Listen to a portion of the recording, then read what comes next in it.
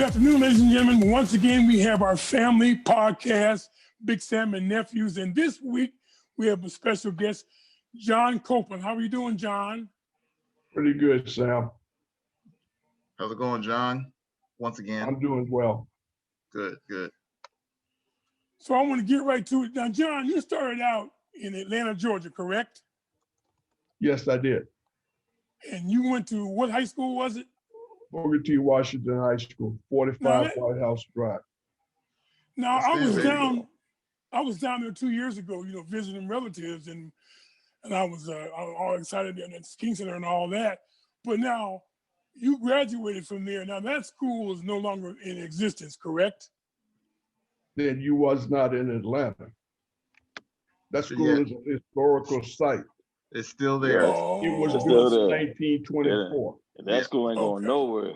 Yeah, they got 2 Millennium Scholars that came out a couple of years ago too, though. So just let me add this. Can you hear me? Yes, you can. Okay. You see, the Atlanta you go to now is not the Atlanta I grew up in. If you didn't live in Fulton County, you wasn't from Atlanta. East Point is not Atlanta. Yep. College Park is not Atlanta. Nope. Decatur is not Atlanta. Stone Mountain ain't Atlanta. Stone Mountain sure ain't in Atlanta. That's definitely the country. That's definitely the country. Now, how long were you in Atlanta before you moved to California? From the age of 0 till I was born 1945. I came to California in 1966. Okay. And then you came there, and then after that, were you ever coaching in Atlanta at all? Yeah, when I was 15 years old, I got hired at. I was asked to coach baseball at E.R. Carter. Okay. And so I coached baseball. Then I coached basketball. Then I coached football. I got paid $18.25 a week. And I have no idea how that happened. Wow. Well, the reason why I say, because I've known you for a long time, but I knew you were in California, not, down in Atlanta. That's why I'm asking all these Atlanta questions. But then you came to California, and then what happened then after that? I don't know what you mean. Well, you came to California, right? And yes. You served. Oh, go ahead. I'm sorry. Go ahead. No, I said yes. And you served in the military, correct? Yes, 19 months and 8 days. Okay, I remember all that. And then you got out. And then and after that, you started coaching again or no? No, I was coaching before I went into the military. I coached at George Sim Park. Then I went into the military. And when I came back, I coached baseball again with the Phillies at George Sim Park. Okay, and I remember that. And then, and I guess the thing is that, you coached for a long time. And I've known you for a long time too, but I want to just say this. I want to thank you very much for coming on this show, but I also want to thank you for being my big brother because, back in the day, we hung out a lot and I didn't have any big brothers. So you and Bernard were kind of like my big brothers, so I wanted to thank you for that. Still are, I'm just saying. Okay, you're certainly welcome. And I say that because it's like,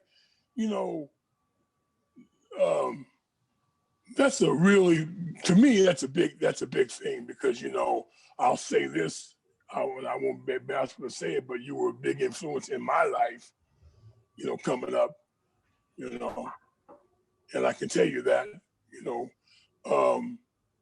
I don't really know.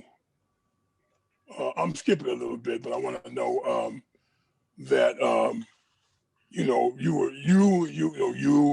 Bobo hung around with us and all that, but we used to just I just liked what I liked about you was that you were firm, but you were fair. And so I always just say, you know, you were like a big brother to me. You were a big brother to me, you know, because every word, you know, back then, you know, when you would talk, I would listen. And I think you know, moving forward, you know, after I know you were coach before coaching again, Well, but then how'd you? Let me stop you for a second Okay, and put some context in it. When I came back from Vietnam, you were attending Hiram Johnson High School and you guys were having race riots. correct. I went there and stopped the riots.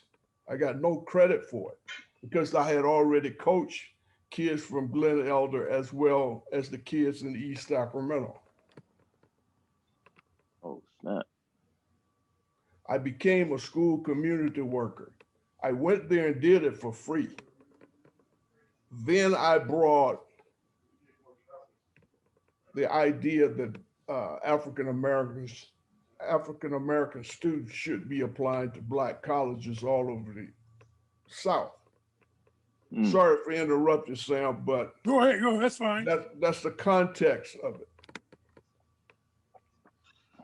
Mr. Copeland, can I ask a question? Yes, sir. I want to ask how many kids, and me, I'm actually in Sacramento right now, and of course I live in Atlanta. So for me, growing up, you know, we always been taught, you know, how to go, you know, one on the educational basis, two on athletic basis, but how to, you know, grow up as men. You know, I have my uncles, I have my dad, you know, things like that. But how did you reach? And back in those, and I'm saying back in those days, because like it's a long time ago, but back in that time, how were you able to reach and then reach the kids, and probably a little bit easier where now the kids are like, well, we don't want to go to Morehouse, we don't want to go to Howard, we don't want to, you know, this is a stigma to it. But how were you able to reach and then push the kids to go to these different institutions if you successfully? I'll try to be quick with it. When I came to Sacramento in 1967, what surprised me the most is that I had left the segregated South and went into a neighborhood that was 120% segregated, had Right. no sidewalks, had no streets, and the bus stopped running at 4 o'clock. I could not believe it. Sounds like Stone Mountain. So, coming from the environment I came from, I saw change firsthand. Right. And so when I talk to young people, I didn't talk to young people about you need to do this to make money. You need to do this because you need to become a thinking human being. You need to know what you want. Where Sam grew up in the flats, and that's what they called it. I mean, it wasn't that California was not what Northern California was not what people thought it was. Now I like that. I take a little difference with young people today. I think young people at every generation would go to any school if they had the opportunity. I think they haven't got the opportunity. You have to have somebody talking to you about it. You have to be able to see it before you can do it. And sorry about the long dialogue. No, It's no, it's okay. fine. That's It's fine. fine. No, I totally agree. And like I say, just being in Sacramento, and I grew up in the same place where Big Sam grew up. And just being here now, you know, you still see you see the difference, but you don't see the difference. But then being in Atlanta, you know, growing up there, you know, have my time there in Atlanta in the West End and things like that, and just being around these neighborhoods and knowing that what real, like you were saying, what real Atlanta is, you know. And then for me, I talk to the kids too, so I try to I got lucky. I'll say this. I got lucky. I got a chance to go to a black college up in Virginia. So I got a chance to go there, and I hated it. I'm not gonna lie, I hated it just because I had a wife and kids and my mom, and it was a different experience. But when I look at it now, I'm like, man, that was like one of the best things that I could do. And now my daughter, she goes to Clark Atlanta. She didn't go there the first year, but she goes there now. So now it's, trying to get our kids, this upcoming generation to look at, the opportunities that they do have, and then try to make things better. That's the way I kind of look at it too, though. And John, I got to Mr. ask another question. Go ahead. Mr. Javier, let me add something to something you said. When I was growing up in Atlanta, we could not go to, the only time we went to the West End was to pay the light bill. Right. Okay. Right. You went to college. You have a family. You are broadcasting, and I have no idea how many people are hearing this. You are an influential young man. You have to go through a whole lot of stuff just to get to this point. Yep. You have a story to tell. Don't deny your story, son. I won't. I learned to embrace it. Sorry about that, Sam. That's okay. The question I was going to ask you was, what years did you end up at Luther Burbank? I can't give you a year. I have no idea. I want to say I came to Luther Burbank probably in 1979, 1980. And my other question is, were you the only black basketball coach in the area? I was the third black basketball coach to ever coach in Sacramento County. Wow. The first was Bill Barry. The second, I'm sorry, the first was Elmore Slider. Right. The second was Bill Barry. Wow. And one of the things I distaste about it is that I did not like the idea that when they wrote in the B in the Union, John Copeland, the black coach. You don't have to put that there. You could look at me and tell I am black. Of course, right. Yeah. Now I have a quick question. Yes, sir. Just how you doing, Mr. Copeland? Just based off of the state of right now, what's going on right now. How do you feel about athletes being as influential as they are right now in the whole politics of police violence and all that stuff?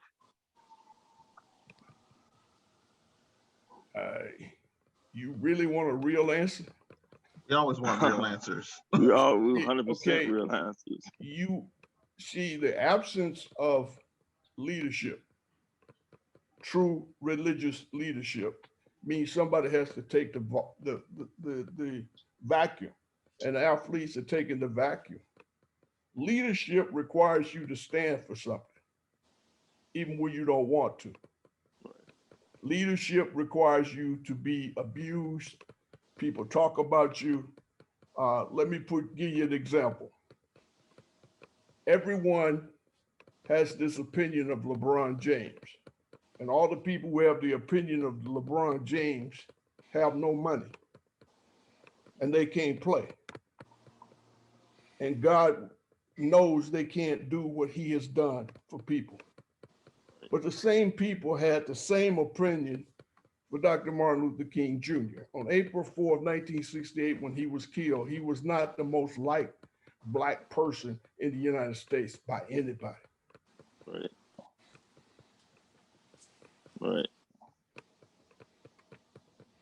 Continue. Yeah.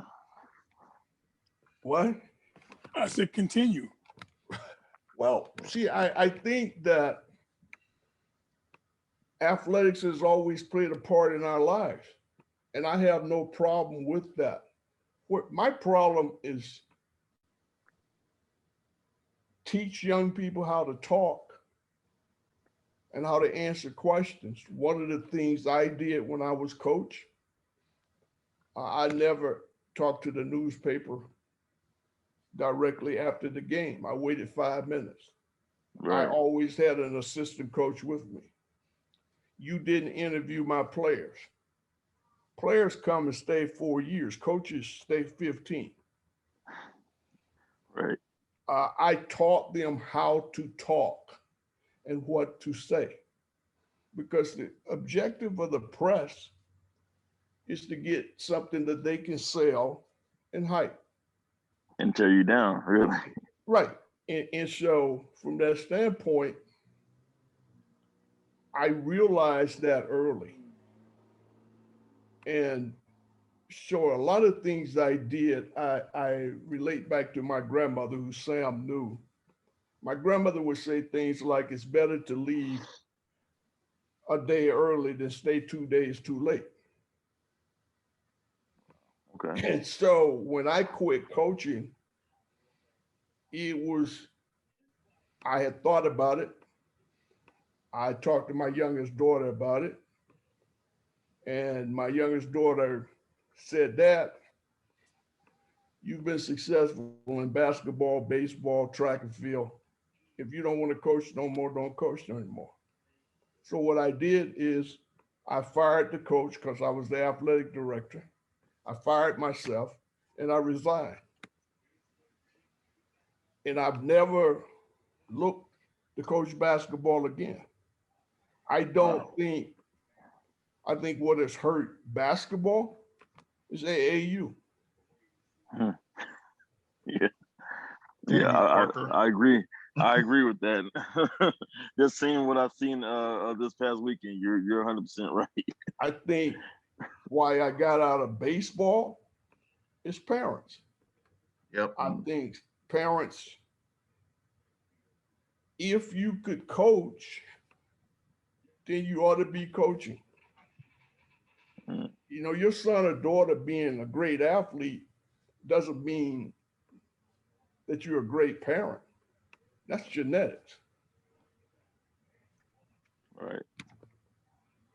Yeah. Yeah. Sam, if I'm out of pocket, you need to stop me. No. Oh, fine. You go. Nah, You're good. Okay. You're good. you're on to something right now. Okay. Yeah, I totally agree with you because I mean I coached AU. I helped a friend coach AU 1 year, and yeah, a lot of I mean, and we had a good team, and we could see how and, and let me back up. I played for the top team in Georgia, so I played for the Atlanta Celtics on the A team on the so Elite all my team, man. team, yeah. So all my teammates was Sharif Abdul Rahim and all these other dudes. So these were my teammates, and they recruited a little bit, but it wasn't as prevalent as it is now. I mean, back then they started recruiting, but they start tagging the kids as they're gonna be the next whoever. You know what I'm saying? I was fortunate to see, Chauncey Billups and all these other dudes that graduated in 1995. I was like, man, but they were already tagged as going to the NBA. Not a big deal. To me, it wasn't a big deal. I didn't have NBA talent. I mean, I could play, but I wasn't tagged at. But what happens is the AU corrupts you. It corrupts everybody else. It corrupts the parents. It corrupts the coaches, and they take that because they know there's going to be some money. It's going to be some money coming. That's my investment. It's like investing into Yahoo when Yahoo got started. That's your investment. You need to make $20 million. So that's everybody's latching on to these kids that are 13, 14, 15 years old and trying to hype them up. And like you say, trying to hype them up. And we lose the respect as a kids and then raising our kids because now we got the parents who's always sitting, oh man, this coach told me that they're going to be the next whatever. I'm like, man, your kid is not that good. He's good, but he's not that good. But then you got the parents that are pushing the kids because that's their meal ticket to get some more money and everything else. And they lose. Most of the kids they lose their identity, they lose their self-respect and everything else, and it sucks. And then especially, the other end is that we lose our identity as a community, as the African and Black community, because now we're greed, they're working on your greed, and that's, I think that's wrong, and we losing some morality inside of that. So I think that's the worst part of AAU. I mean, there's a lot of good things, coaches like, you can have good coaches too. So that really teach the fundamentals and really do the same things that you did, Mr. Copeland, what I'm saying, as being a coach and teaching, and like my uncle, and my brother, who teach you and try to mold your kids into being the best the best people, and then athletes, and it's the roles reverses. No, you want to be the best athlete, then you might want to be a good person after that. Nah, man, it should be the other way. So, and like you said, you have the religious background too. So it's a lot of things that go into that. Well, Right. I'll say this, and I agree with what you said. And I think, see, you learn how to play basketball with guys older than you, and the game goes to 22 or 32, and you try to keep the downs the whole day. That's how you Right, learn how to play right, basketball. right, You don't learn how to. This is how. This is how you grow. This is there's an old dude. You're 13 and he's 15, but he's an old dude, and he's telling you you got to play defense before you shoot. right. Okay, so what is taking place is not that the coaches are not good. There's too much money out there. Yep. Yeah. And the second part is you have to put the same amount of energy on your game as you have to put in the classroom. Correct. And I'll give you an example. You'll hear people say, man, it's messed up. This kid ought to be able to go from high school to pro basketball. LeBron James did it. Yeah, he did. Now, you know why we don't want kids to go from high school to pro basketball? Not because we want them to go to college. There's only X amount of seats there. Correct. The NBA Players Association is against them coming out early. Now, how it's given to us is totally different. But if you imagine when you were 17 or 16 and somebody gave you $1 million, what the heck are you going to do with it? I'm gonna spend it. I'm definitely gonna blow it. And this is why most of us are broke. Yeah. They don't teach the economics, and the taxes, and like I say, one of my best friends was Sharif Abdul Rahim at that point in time when he was. I remember I had a phone call with him. And I only got like 4 minutes, but I'll make it quick.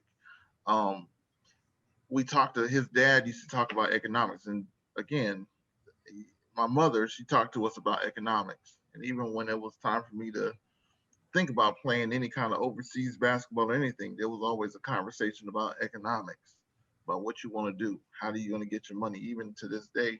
So all that stuff molded me into what I am now as a corporate professional in the corporate environment, right? So economics. So we don't teach that, but they prey on that, and that's what they prey on. They're like, yo, we kind of want you to do this because we're gonna give you all this money, but we know it's gonna come right back to us. Well, I'll give you two. I'll give you an example of what you're saying, Javier. You see, we go through school and we take one semester of government and one semester of economics. And then we wonder now why people in this country don't understand nothing. Right. You have to be able to reasonably understand something. And reasonably understanding meaning that you have to discuss it. Yeah, there are so many things in this. You know, I heard you talk about your mother. My mother and grandmother was two of the strongest people I've ever met. So I don't buy into a whole bunch of stuff I hear I've heard in America. I just don't buy into it. Right. My mom said the following, and Sam can verify this. You will graduate from high school or die. That's not a lot of options. None. You cannot stay in this house and not go to college. You're going to go to college or have a job. That's not a lot of options. Yep. My mom had 8 kids, and the minimum education level for 8 kids was 2 years of college. Beautiful. Now, here's what's interesting. My mom had me when she was 16. My mom took government from me in Sacramento, California. That's how she got her high school diploma. So I don't buy a lot of stuff that I hear people say. When I look at Sam, his life, without going into in depth, when I look at Bobo and his life and all of those guys, and I used to tell them, there's people who live on Sun River Drive who think they're better than you. They're not. You're going to find out you're going to do better than they did. Right. Right. And on that note, we got like a minute left, Punk. we want to thank you very much, John, for coming on and giving us some wisdom, man. Yeah, that was good stuff. That was good Right. stuff. Dropping gems. Thank you so much. Appreciate you. And I want to wish everybody a good day, and thank you very much, and goodbye.